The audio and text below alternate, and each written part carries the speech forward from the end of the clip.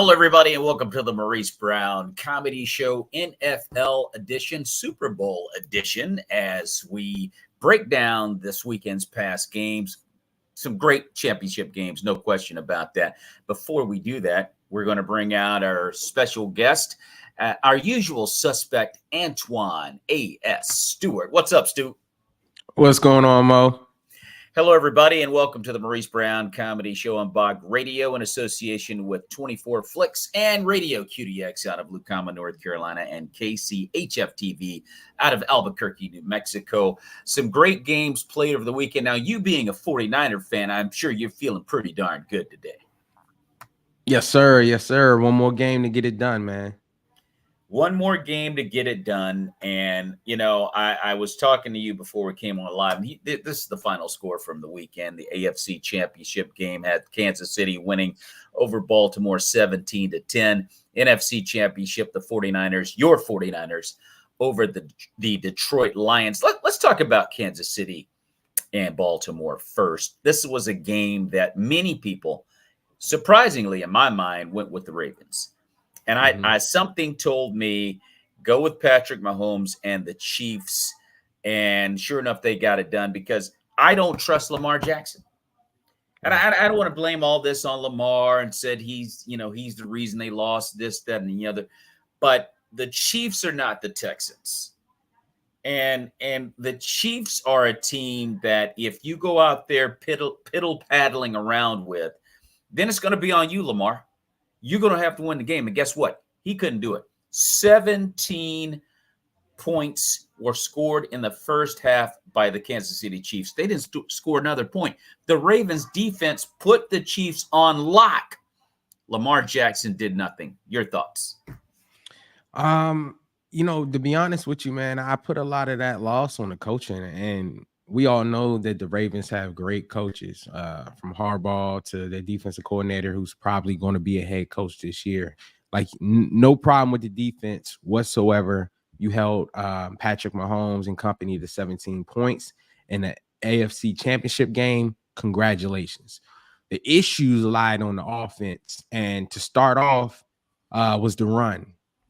I think the Ravens got away from their identity is running the football. I mean, no way should your running backs, Gus Edwards and Zay Flowers, and I'm looking at these stats.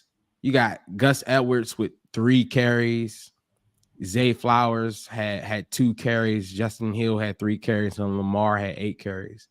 They got away from the run. Usually, this team makes you have to stop the run. And while you're trying to stop the run, that's when Lamar can do what he does as far as exposing your defensive backs and hitting those wide receivers in open space and those tight ends.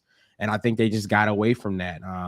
They kind of fell into the Kansas City's game plan. Like, you're not going to out Mahomes. That's not Lamar's thing.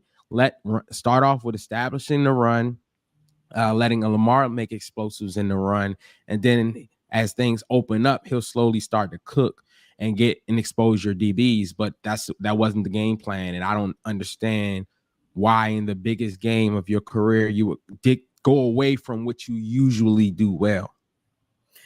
I don't want to blame one guy.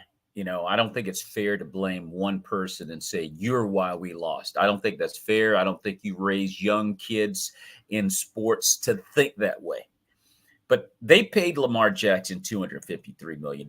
I can think of a play in particular that stood out to me that kind of defined the totality of how he played quarterback. Lamar Jackson is looking at a 3rd and 8, fourth quarter, critical point in the game, and there's nobody open. And he's still looking, and he's ducking guys, and he's shimmying and shaking. But he could have run the ball. Go get the first down, Lamar, and then we come back and we take another crack at this thing. But he kept looking and got sacked. You got to punt. And I'm like, that defined the entire game to me for Lamar Jackson.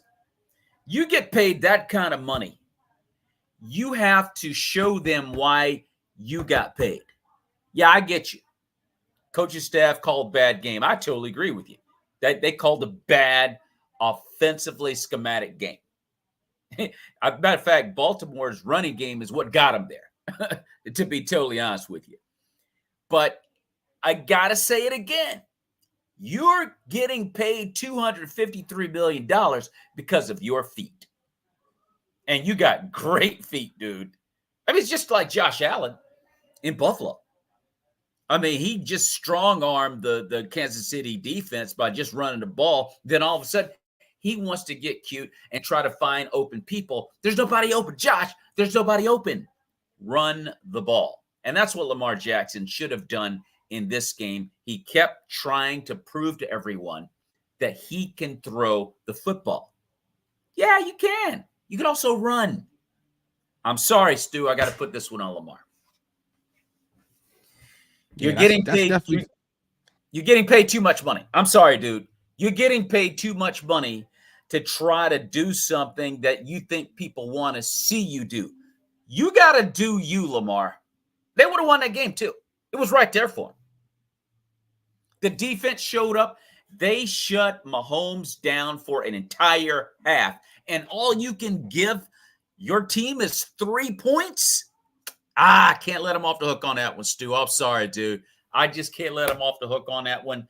Props to the Kansas City Chiefs for moving on. Let's look at the NFC Championship. Your boys, the San Francisco 49ers, 34-31 in a great NFC Championship. Your thoughts on this one? Oh, man.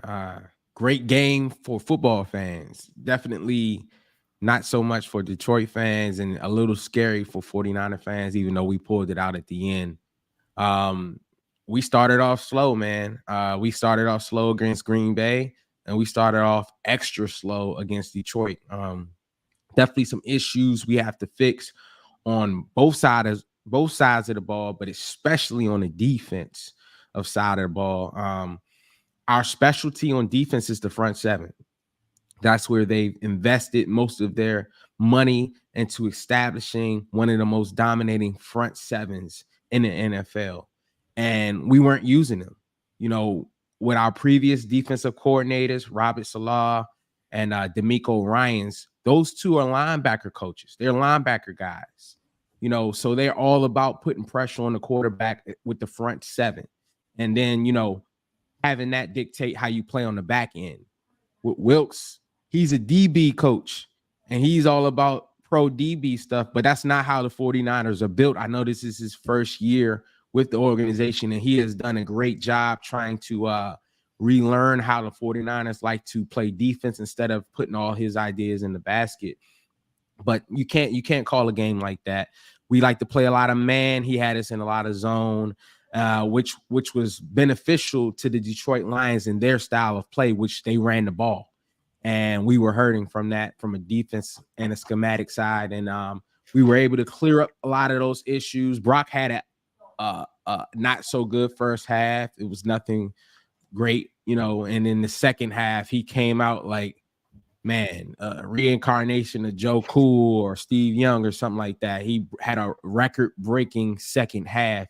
And the defense did their job, and we were able to overcome the adversity and to come back and win the NFC Championship game. I was telling you before we came on live, one of the things I can't stand are these crying Lion fans. You had the game won. It was 24-7. No disrespect to you and the 49ers, but the game should have been a wrap. And you got to come out. You got to continue to pound the rock. You're running the ball highly effectively in the first half. Why'd you stop? You got Jared Goff now out there looking around, trying to find receivers. You're getting down on 4th and 2. You're getting behind the sticks. You're looking at 4th and 2, and you're having to go for it and failing. But what I don't like about the Lion fans is that they were riding with Dan Campbell all year when he was gambling and winning. Now that he gambled and lost, why'd you do that? Why'd you go for it, Dad? You idiot! No, no. I don't want to hear that. You blew it. The Detroit Lions blew it, and it's like, look, ride or die with this man. Make up your mind. You had a great year. You're in the NFC Championship, and, you know, I just think the Lions blew this game, much like I criticized Lamar Jackson for not doing what he needed to do in this and against the Chiefs. And As I say all of that, I got to look at Brock Purdy and give him props for balling out in the second half. Brock Purdy went out there and he made things happen that, in a way, that he has not done all year. He ran the ball, he scrambled, he willed the 49ers back into that game. As much as I criticize the Lions for allowing San Francisco to come back and win the game, we got to give Brock Purdy a lot of credit. Stu, so I just look at that and I go, now we're looking at a Super Bowl that's going to be, I think it's the Super Bowl that I think everyone wanted to see, the Ravens and the 49ers. But to be totally honest with you, I think this is the Super Bowl that we really want to see. Oh, yeah, man. We got a running back from 2020. This was a great matchup in 2020. We came close.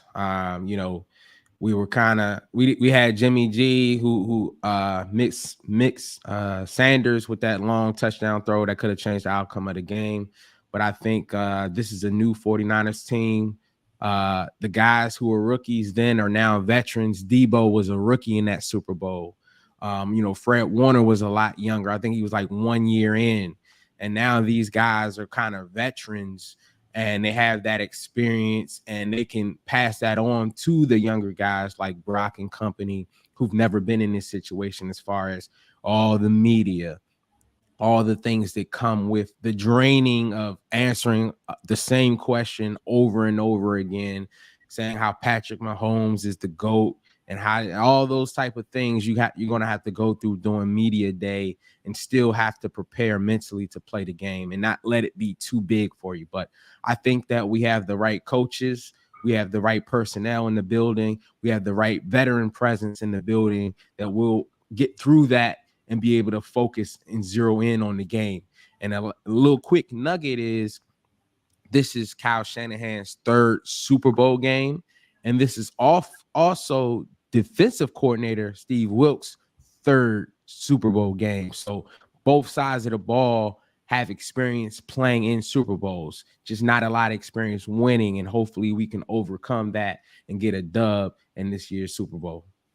You mentioned that a lot of people are saying that maybe Patrick Mahomes is the greatest of all time, best football player of all time.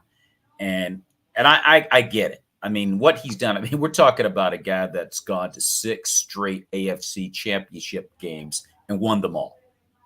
Unheard of, unless you want to talk about Tom Brady. He's got, I think, 3. This might be his 4th Super Bowl appearance. He's got 2 wins in the Super Bowl. Correct me if I'm wrong, but I believe that's right. And 3 wins, yeah. And so now he's going for another. The only issue, and I'm going to go ahead to the NFL headlines right now and throw the question out. If the Chiefs win another Super Bowl, will Patrick Mahomes enter the next Tom Brady conversation? Most definitely. Most definitely. A lot of time people they put him in that category now because he has all the talent in the world, but he compares that to winning. Like, not to knock on your boy, but Aaron Rodgers, one of the most talented quarterbacks of all time. He did win a Super Bowl, but to a lot of people, and probably including yourself, we look at it like with that much talent, he should have had more than one Super Bowl. Anytime you got Eli Manning with 2 Super Bowls, we at least wanted to see him get 2. But Patrick you can go ahead. You can knock on Aaron, knock on him, man. Keep knocking. Yeah. But and Aaron's still playing. So I mean, with the Jets, who knows? This is football, anything can happen. So he still has a chance to try to tackle another one with that defense and everything he got going on in the Jets if he can stay healthy. But Patrick Mahomes is like a living legend right now. We're witnessing and experiencing his greatness in real time. It's not something we have to look back on or say, 5 Super Bowls in and start the comparisons now. We can actually look at it in real time as he's playing and as he's showing, like, even on their not so good years where they didn't perform at the level we're accustomed to them performing, they still were able to go the long way and knock out the big dogs, knock out Josh Allen and company, knock out Lamar and company to get to the Super Bowl that way. And it wasn't through Kansas City. They had to go on the road to get it done. And he was able to show that no matter which way you want to slice it, I'm going to be in the picture. And so hats off to the Chiefs, man. And I think it's going to be a great Super Bowl, a lot of star power in the Super Bowl. And I think it's definitely going to be a night to remember. And I want to retract the statement I made about the Chiefs and Mahomes being 6-0 in the AFC Championship. They've been to 6 straight AFC championships. Yeah. I think they won 3 of the 6, maybe 4 of the 6. I want to say it was 3 of the 6. I'm not sure on that number, but they've got 2 Super Bowl wins. The fact that they went to the conference championship 6 consecutive times is pretty sick. And the only issue I have with anointing Mahomes as the greatest football player ever is he hasn't passed Tom Brady yet. Can we just kind of pump the brakes there and say that he's on his way, it seems, to being the greatest quarterback we've ever seen? I mean, Tom Brady's, the guy's won like, 38 playoff games, 31 playoff games.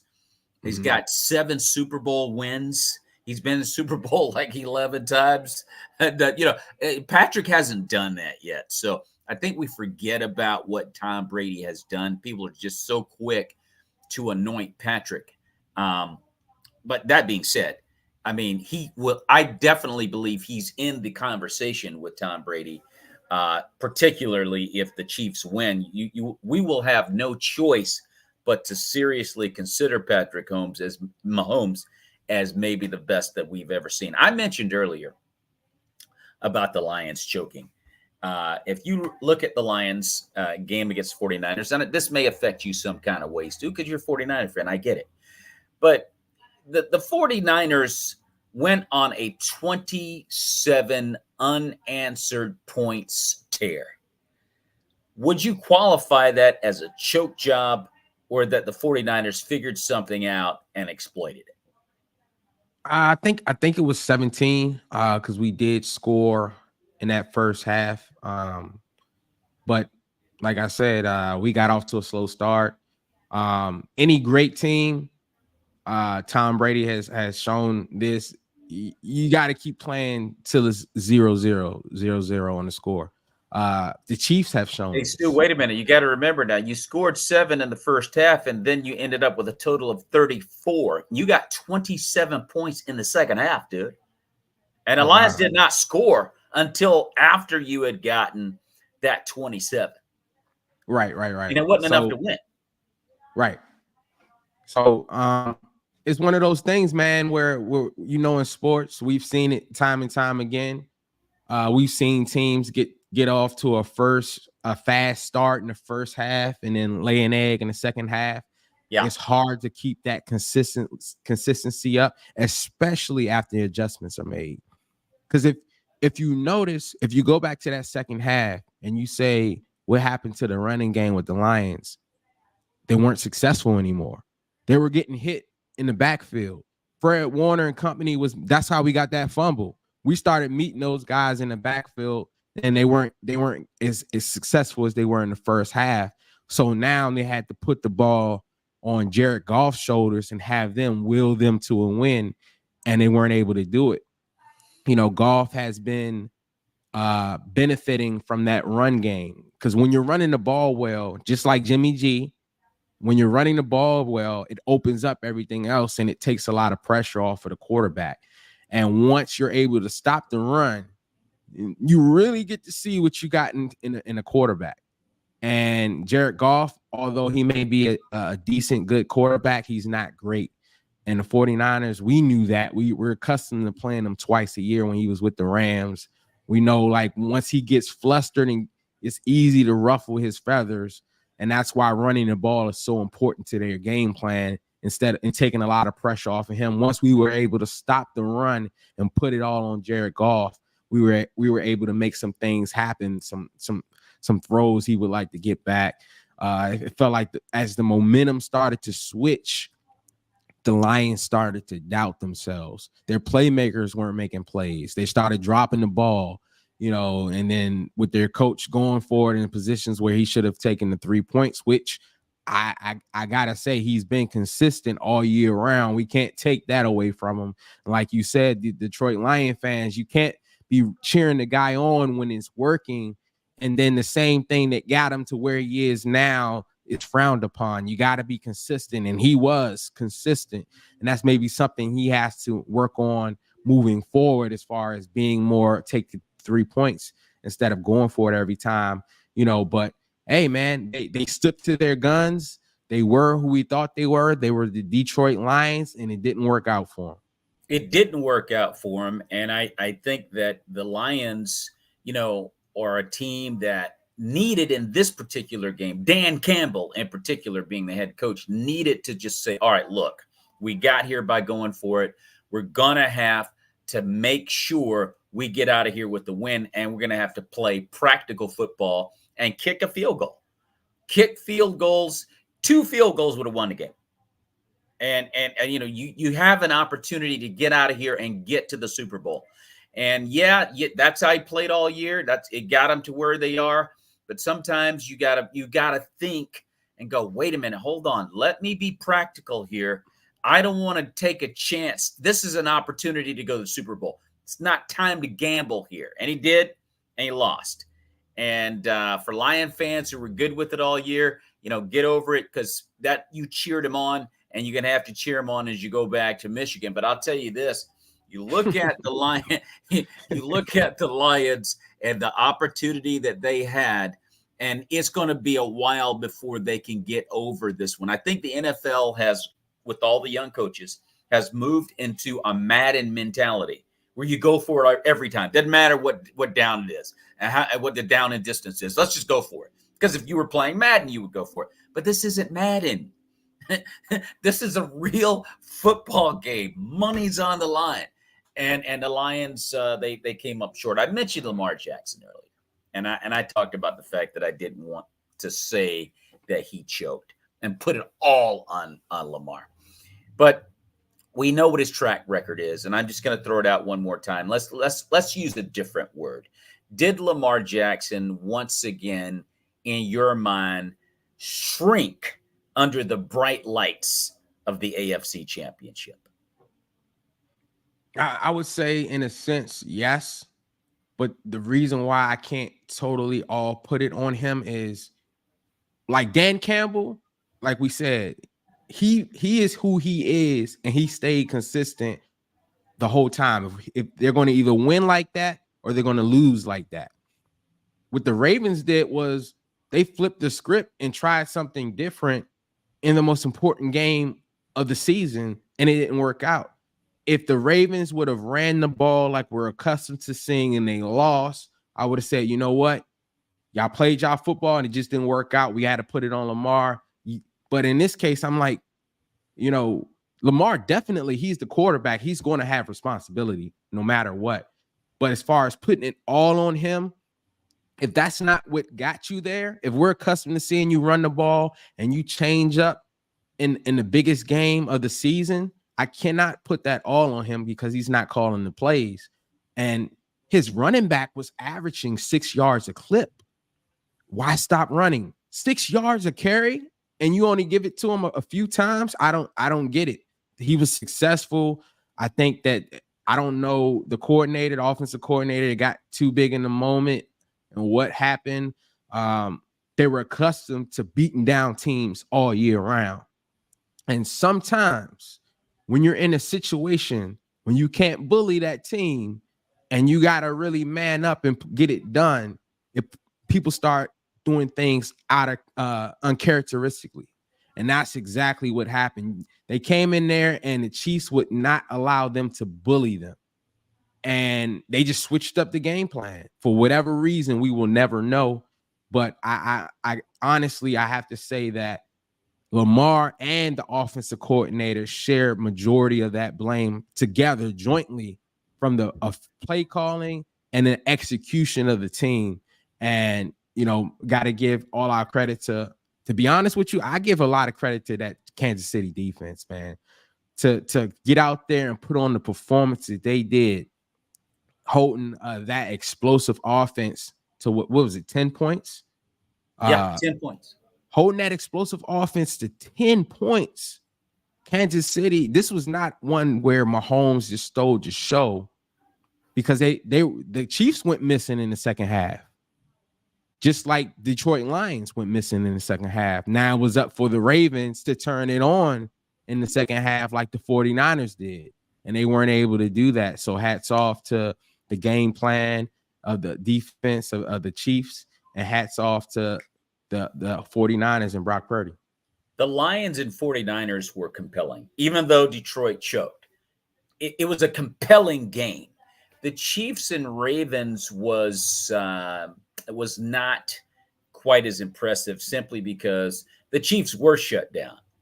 The game was right there for that explosive Baltimore offense to take, and they give you 3 points in the second half. So that was an underwhelming, to me, an underwhelming AFC championship game, because you expected the Ravens to take advantage of that situation that their defense put them in. Their defense, they answered the bell. And I think the Ravens defense may still, in my mind, be the best defense in football. The Ravens just were not able to answer, and it's unfortunate they're going back to Baltimore. Enjoy those crabs. Let me let me go to another NFL headline, and I got to ask you this, because you're a 49er fan. Are the 49ers, because we've got to look at the Lions and the Packers. Okay, the Packer game, you escaped from Green Bay. And in my opinion, and they're my team, and I can tell you, they weren't even supposed to be there. You escaped from the Lions, a team I feel like on paper you're much better than. And now going into the Super Bowl, Kansas City is a team that you don't want to be fooling around with. Like, you better have your ducks in a row when you get to the Super Bowl and play Kansas City Chiefs. So my question to you, Stu, is, are the 49ers showing a vulnerability that may cost them against the Kansas City Chiefs? Absolutely. Absolutely. And more on for the defense for me. You have to stop the run. We have the talent to stop the run, but the coordinator has to call the game to stop the run and not just worry about the pass. I understand Wilkes is a defensive back coach, and he thinks DB first, but the 49ers are built front seven first. You have to put Fred Warner and Dre Greenlaw in the position to go downhill on these running backs instead of keeping them in space, worrying about the pass. We have to stop the run. If we let the Chiefs run on us the way Detroit ran on us, it may be too much to overcome with a man like Patrick Mahomes. We have to play bully ball, stop the run, make Kelsey a priority, which he is anyway, and make one of those other guys beat us. If we can do that, I believe that we'll be able to overcome the Chiefs and get the dub.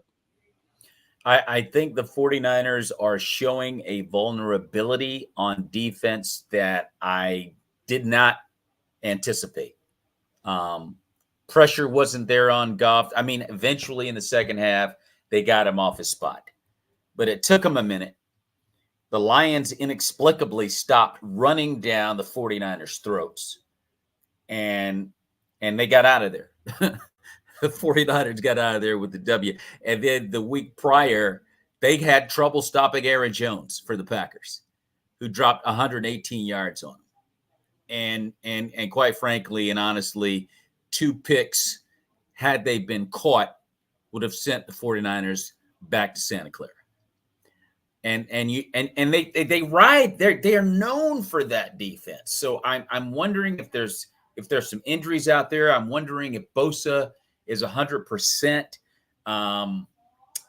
There's something about their defense to me that's showing some signs of wear and tear.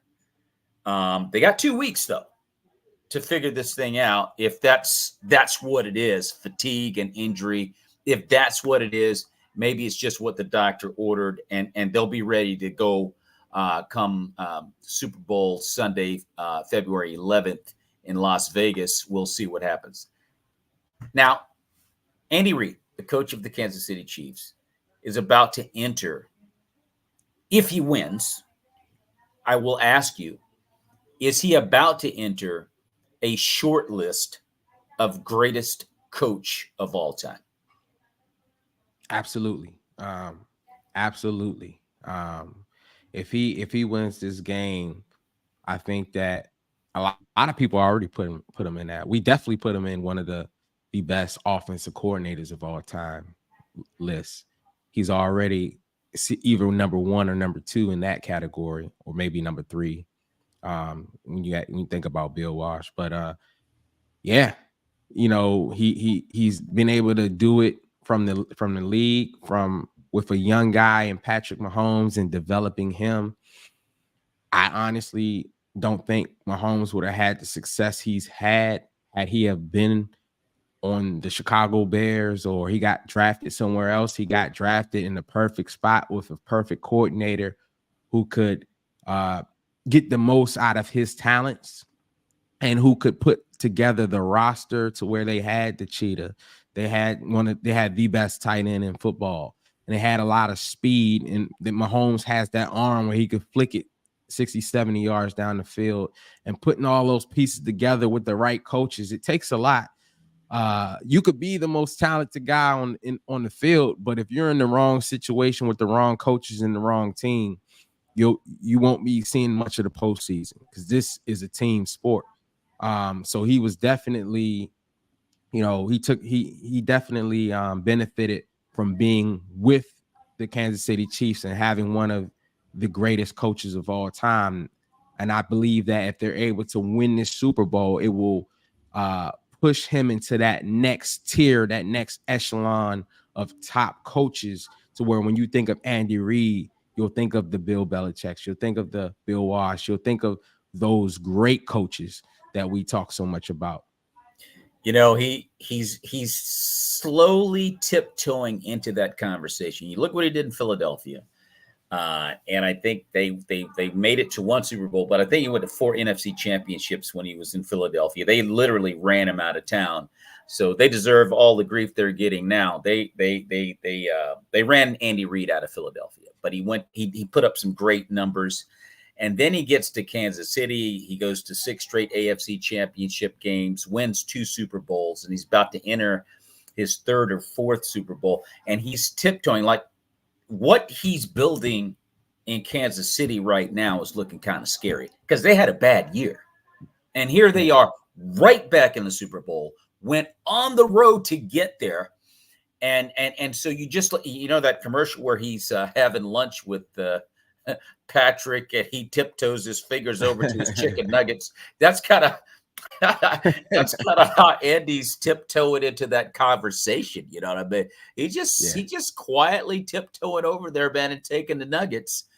Because if he wins this one, I'll be to tell you, we're going to really have to start. And I agree with what you said about Patrick Mahomes being blessed to be with Andy, to have Andy Reid as his head coach. How blessed Travis Kelce is to have Andy Reid as his head coach. He just draws him up as well as anybody. I don't know that Patrick would be able to do what he's doing had he gone to Chicago, had he gone to the Chargers, had he gone to Cleveland. I don't know that. You look at what he did as a college football player at Texas Tech. He was fairly underwhelming as a winner. Did he have a fantastic arm? Oh, yeah. But what we're seeing right now, we did not anticipate. No one anticipated. No. He is showcasing a great ability. But to me, the guru, Andy Reid, is what makes the Chiefs go. Tyreek Hill thought he made him go. No, Tyreek. That's why you're back down there in Miami and North Beach right now on somebody's yacht. You're loving life, but you ain't in the Super Bowl. So it's Andy Reid. The guy is as a great a play caller as we've ever seen in this game. And I think if he can get the Super Bowl, I think there are more to come. I mean, I honestly, I just don't see anybody stopping the Chiefs. And it just comes down to what Andy Reid is drawing up, making the right adjustments, putting a fantastic quarterback like Patrick Mahomes in position to succeed, which John Harbaugh did not do for Lamar Jackson. Exactly. To your point, you got here by running the ball. And now you want to turn Lamar into the kind of quarterback he's not. Can Lamar throw? Yes, he can throw. But he got there with his feet.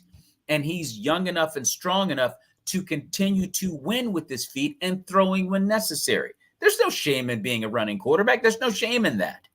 But for whatever reason, they changed the game plan. And John Harbaugh is an offer ever since Ray Lewis left. So he's an offer. He got no ring since Ray left. And so you look at what Andy Reid has done in Kansas City and with Patrick Mahomes, you got to give the guy a ton of credit. He is a tremendous coach, and I think it's scary. I think it is really scary what the Chiefs may do going forward. Like these guys, if they went down and they come back and they really get off to the races next season, yeah, we may be talking about Andy Reid instead of Bill Belichick. Because I can tell you we go ahead, Stu. I was going to say this to point out to the greatness of Andy Reid is similar to Bill Belichick. When like Eric Bieniemy, right?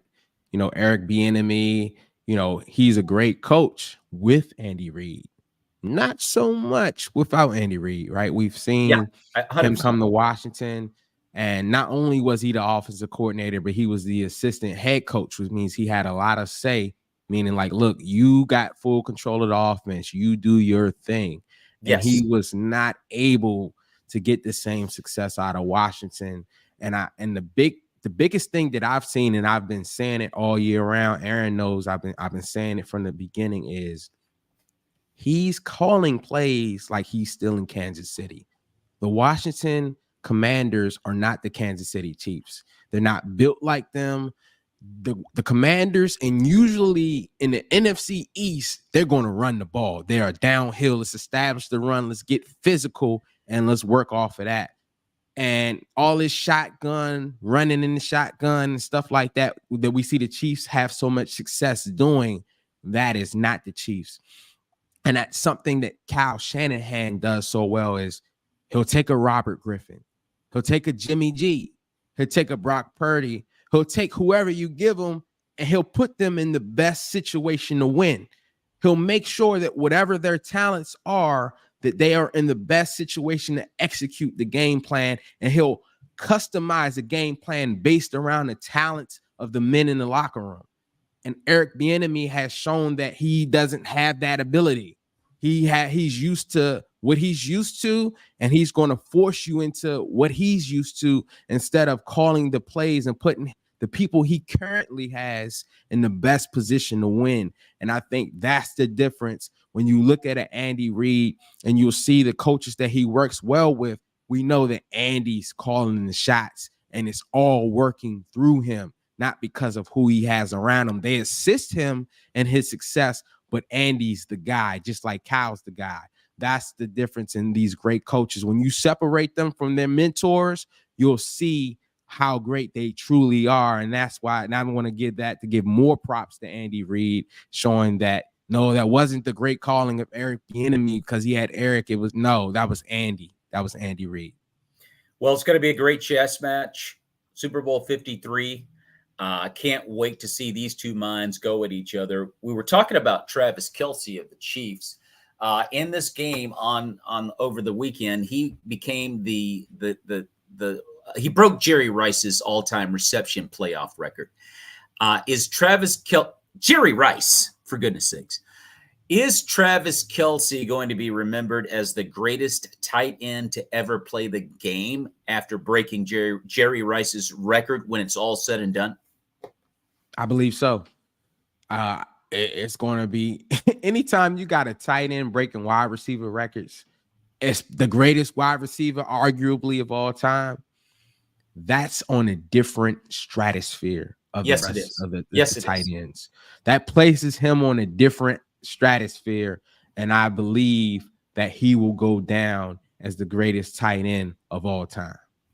I watched that game and I watched Travis and I think I want to give in this particular game more props to Kelsey than Mahomes because Mahomes was placing the ball where it needed to be placed, but it was in such an awkward, difficult position. I mean, you had to be a baller to grab that. And Yeah, Kelsey played his behind off in that game. That back shoulder throw TD in the first quarter was what that was a man catch by Kelsey. yeah, And I think there's a scramble. I mean, Mahomes just put on a tremendous scrambling job. I mean, the Ravens were flying all over the place. Bodies are flying past Mahomes. He's ducking here, he's dodging there, and he finally flicks the ball up in the air. And then Kelsey makes just a great first down catch. Breaks Jerry Rice's record, as I mentioned a moment or two ago. I was highly impressed with Kelsey. And yes, when it's all said and done, he may be remembered as the best tight end that we've ever seen play the game. You got to remember who's drawing up those plays. It's Andy Reid. Andy Reid is recognizing great talent and how to put that talent in the best position to succeed. That's the definition of a great coach. You can have a lot of great talent and you can go a long way, but can you put your talent consistently in a position to win? And that's what Andy Reid does. And we just got to give him a lot of props for that. And as I say all of that, I want to go to our trivia question. We're talking about tight ends here. What tight end has the most catches in a single game in NFL history?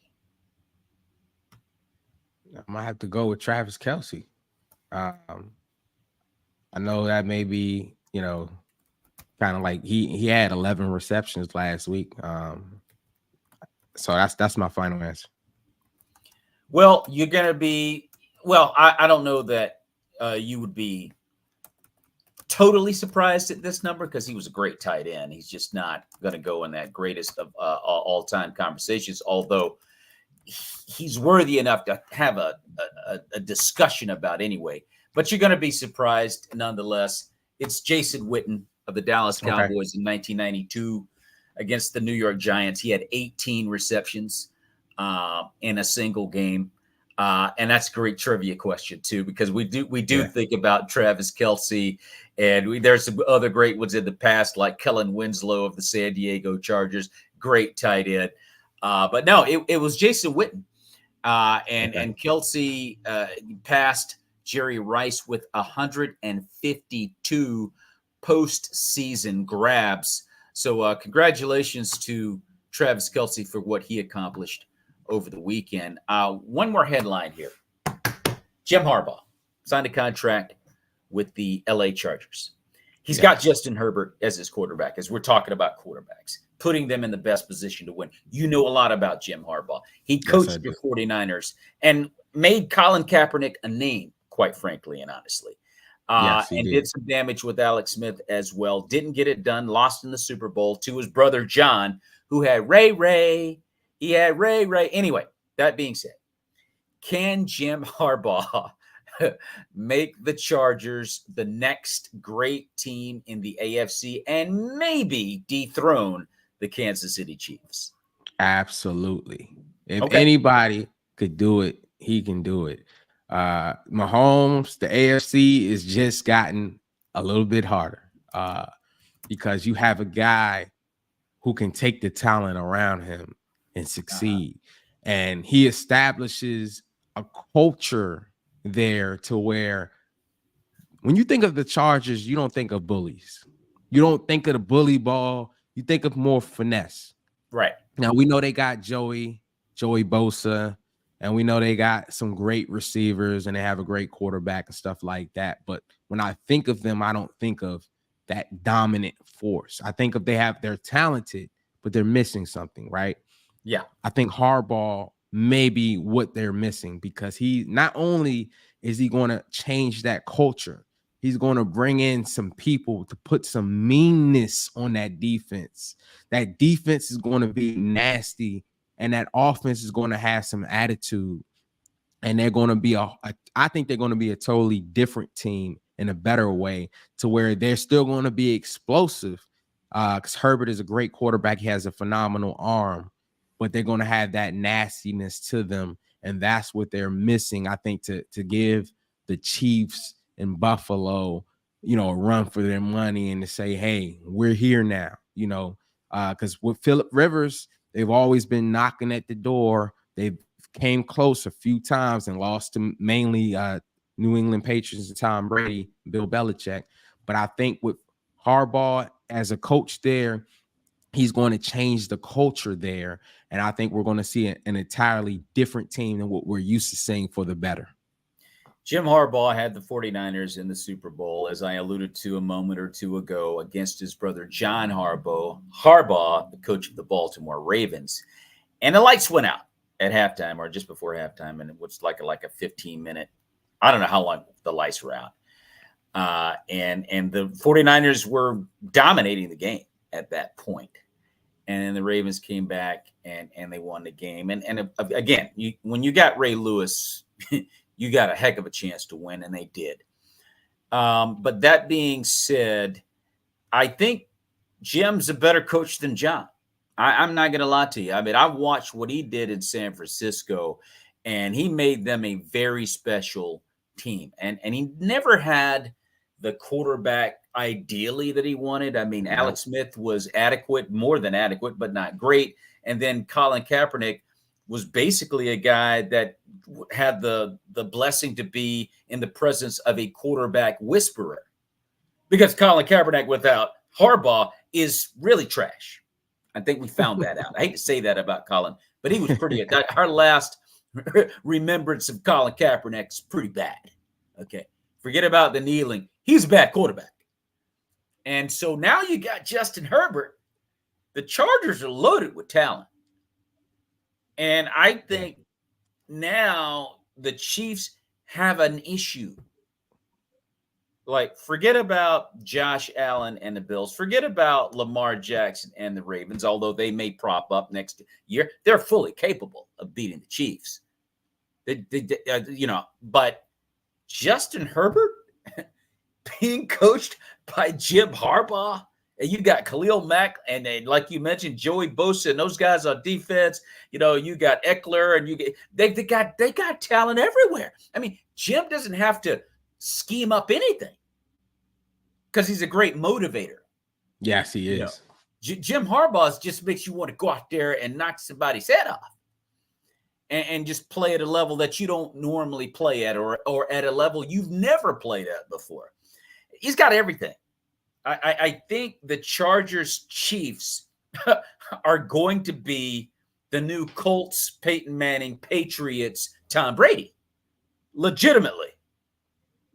And I think, I got a feeling, just going to put it out there, I got a feeling Jimmy's going to win a couple of those. Because Justin Herbert is no joke. Yeah. Justin Herbert has everything to be a great quarterback. He's smart. He stands in the pocket. He's athletic. Got a rifle arm. He's got the best fundamental form I think I've ever seen a quarterback in the pocket since Dan Marino. I'm serious. And so you just look at that, and I think, yeah, I would have to say I think the Chargers are going to be the next great team in the AFC. But it's just going to be fun to see what happens next year. I want to get you with one more trivia question before. We were talking about great coaches. We're talking about Andy Reid. My question to you, trivia question to you, is who is the winningest coach of all time in the NFL? NFL history, the winningest coach. I'm gonna have to say Bill. I'm gonna have to say Bill Belichick. Bill Maybe all. Belichick, and that's the knee jerk reaction. You know, Yeah. everybody's going to say that, but I got a curveball for you and everybody else. Don Mhm. Shula of the Miami Wow. Dolphins, 324 total wins, more than any head coach in the history of the NFL, which goes back to the Baltimore Colts because he Right. went to a couple of Super Bowls with Baltimore. Matter of fact, he's unfortunately going to be remembered for losing a Super Bowl to a team he should have destroyed, to Right. the New York Jets led by Joe Namath. But 324 wins, Don Shula, the winningest coach in NFL history. You mentioned Bill Belichick. You know, I was going to say something about Bill. I'm going to leave Bill alone because Leave Bill alone. I'm gonna leave Bill alone, dude. I bet he's got to be depressed, right? I mean, Atlanta Falcons wouldn't even hire him. That's bad. Yeah. It's time What, though. With his age, I think he's 71, 72. 72. He just turned 72. 72. Now, Pete Carroll, although Pete Carroll is a little older than Bill, not by much. I think he's maybe some months older than him or something like that. Pete still has that charisma, that energy about him that he can still connect with the youth, where Bill is kind of like the stick in the mud, my way to highway type of guy. And it's not really clicking with the younger guys anymore. That fear and that scare tactic is not really working as much with the younger generation. And I think that's why he's having a hard time, finding a job. And I think he'll be way better suited in the corporate side, as far as from the presidents, or just like Coughlin he went to Jacksonville and became, in the upstairs instead of on the field. I think he'll be better suited in something like that. Yeah, it was. I think the game has kind of passed him by, and it is what it is. Let's look at Super Bowl 53 coming up February 11th on CBS at 6:30 p.m. in Las Vegas, Nevada. Kansas City Chiefs taking on the San Francisco 49ers. Give me your quick breakdown on this game, and what do the 49ers need to do to win this one? Man, this is going to be a great game. Star power on both sides of the ball. The 49ers are going to have to establish the run early and, let Purdy, pick his spots. And from a defensive side, most importantly, Wilkes is going to have to get away from this zone and play some man to man and allow those linebackers and company to go downhill. We cannot let the Chiefs run the ball on us like we let Detroit. Stop the run, double cover, whatever you got to do to Kelsey. Make someone else beat us. And lay the punishment on those wide receivers and Kelsey across the middle, wherever they hit. Let them know that when you catch this ball, it's coming with some pain. Install that, and we're going to need to bring the pain and establish dominance over this team, because they have the best quarterback in football, and one of the best coaches in football right now. It's going to be fireworks. It is. It's going to be at Allegiant Stadium in Las Vegas, and I, I'm going to go ahead and tell you right now, and it could go either way, but I'm going to go with the Chiefs in this one, Stu, simply because there's something the 49ers are not doing that we saw them do earlier in the year. Now, it could be the fact that Deebo Samuel is just not healthy. It could be that Trent Williams is just not healthy. Could be Nick Bosa is just not healthy. All three have been hurt at some point during the season. Christian McCaffrey's playing great. But the Kansas City Chiefs are a different animal from the Detroit Lions and the Green Bay Packers. And I just think that Brock Purdy has shown that if you really scare him with great defensive play, he can implode. Matter of fact, he imploded against Green Bay. He escaped from the Packers. But he did ball out against the Lions.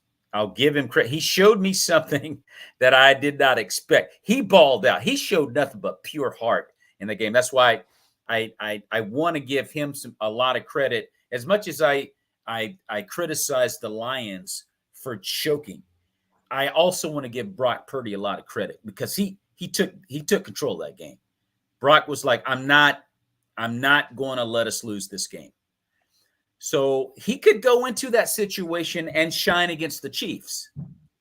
I didn't know he had that quality about himself. He showed something, and it may very well carry over. And I think the 49ers can win it. I think it's going to be a great game. I think this is the game we want to see. I'm glad the Lions did show up and spoil my Super Sunday and laid out on the floor, and you say, I don't want to play anymore, or I'm scared and lose 31-3. I'm glad it didn't spoil my Super Sunday. And the Ravens, I feel bad for the Ravens because I was hoping they would. I picked the Chiefs, but I was rooting for the Ravens because I wanted Lamar to break through. So anyway, on that note, we're going to get out of here. That's going to be in 2 weeks, ladies and gentlemen. And I know you're all going to get your Super Bowl party plans together for that. I think my man Usher is doing the halftime show, which is going to be highly entertaining. I forget who's doing the pregame. They got all kind of pop stars present for this Super Bowl 53. I think America the Beautiful is being sent. I forget who the other superstars are. I just know that Usher is going to be doing the halftime show, and that's going to be highly entertaining.